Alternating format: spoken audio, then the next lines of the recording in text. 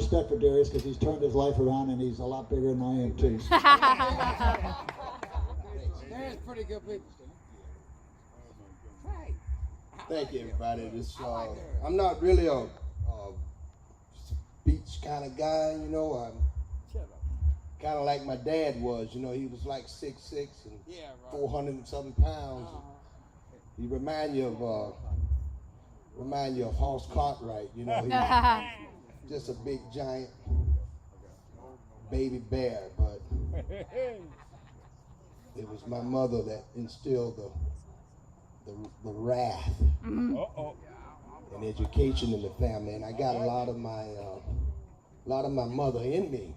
They're loud. I don't know if that's too much of a good thing, but I do have a lot of her in me, and her sense of humor is what I got at an early age. She would use humor in some of the bleakest times. You know, she would, I'll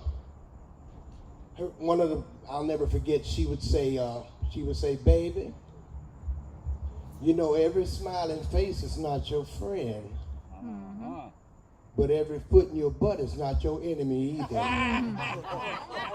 and that's when I knew it was time for me to get mine, you know, because she'd give it to us in love. At the time, I didn't understand it. And I just thank God that I was able to make it through where I am now, because not like most of you guys out here, and y'all story is pretty much the same, except my story is mine. You know, I was raised here, went to school, graduated Brandon High School, 76, wow. 1976. And joined the Navy at 17 years old and spent 15 and a half years there, going around the world, messing up people's property and stuff, and just not learning a whole lot except how to be destructive and how to abuse myself. But I learned a lot after I got out of the military about how to be a family man. Military structures is just that, you know. It's not a job, it's a lifestyle, and I thank God for it, because I'd probably be in jail or dead, like most of the friends that I have that I came up with. They're mostly in prison or out at Shady Grove. But I just want to instill a little bit of hope to someone who's going through anything, that I might help somebody get through some spots in your life. I got saved in 1983. All right then. Yep. In 1983, I got saved. All right then. Not saying my God walk changed. I confessed Jesus Christ as my Savior and Lord. I was saved. If I'd have died, I would have went to heaven, but my earth walk didn't change. My God walk didn't change. I didn't try to seek the Lord. And what happened was, my circumstances kept me in a situation where I was struggling. My family was bitter.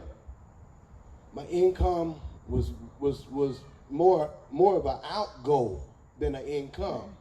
And that's another thing my mom told me. She said, baby, if your income is less than your outgo, your upkeep will be your downfall. Wow. And it took me a while to get that, you know. It's like, upkeep, downfall, income, outgo. But I learned after my house got foreclosed on, my income didn't match my outgo. And trying to keep upkeep on that house was my downfall. But about the time, I'm getting a little ahead of myself. But what happened was, I got married in 1982. My wife, thank God for her, she stuck with my silliness.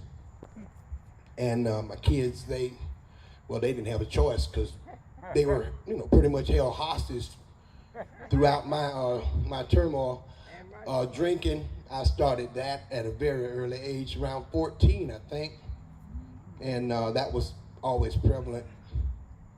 And I got out of the military and I started my own cleaning service. I was very motivated very motivated man. I got out of the military and I said, I'm not working for nobody. I'm working for me. And that's what me and my wife did. We bought us a cleaning business and we started cleaning houses and offices and stuff throughout Tampa. And about the first 3 or 4, maybe 5 years, it was excellent. Uh-oh. Yeah. Yep. Bought new cars, boats, houses, stuff like that. I mean, we was taking vacations, just having a good time. And that's when my drug use started. Uh-oh. Yep, that's when I was introduced to cocaine about that time. Yucky. And needless to say, about maybe a year and a half later, my house was foreclosed. I just lost interest in everything.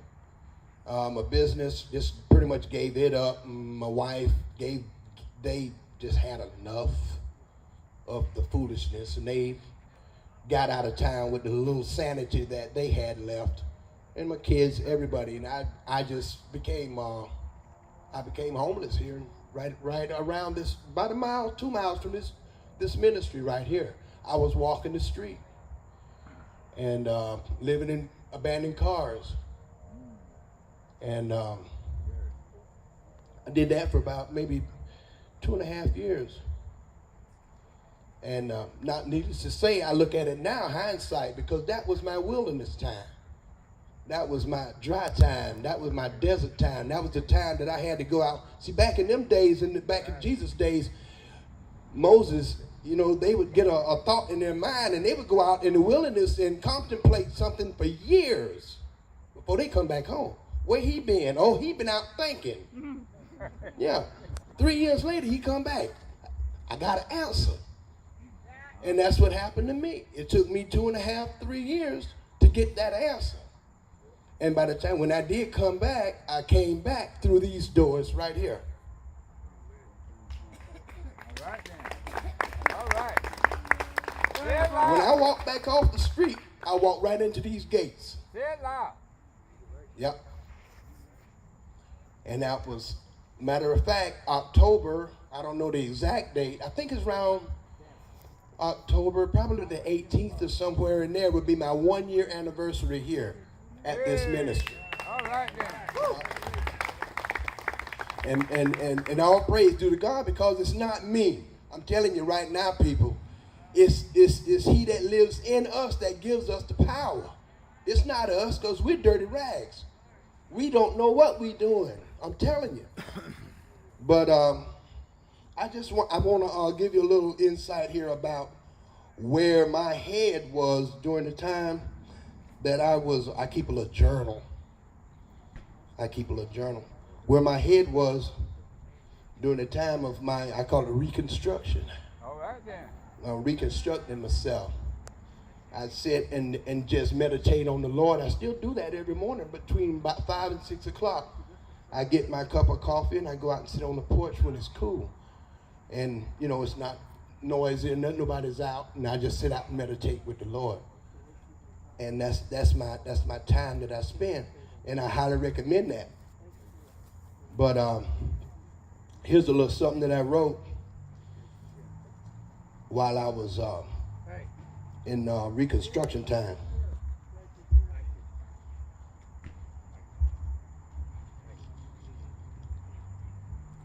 It's called my tool shed. All right then. My tool shed is a mess. I can't find nothing in it at all. Doggone it, I know I put that common sense over there somewhere. Now who moved my bag of manners? I can't find a doggone thing. Can you help me organize my tool shed? I've been collecting all these bags of bad decisions for years. Don't really know why. Hey, don't throw that out. I've had that pile of doubt and pity all my life. Don't you ever touch that. Ooh. Aha. Here they are. Here's my kind of self-worth and responsibility. Hey, I'm about out.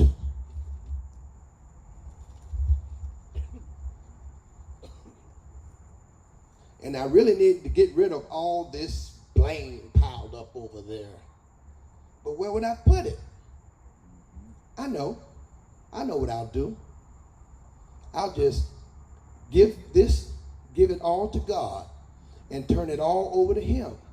And that'll make room for my responsibility and self-worth, which will clear up all the room for my common sense. And I might as well hand over all that doubt and pity. And what do you know? I feel better already.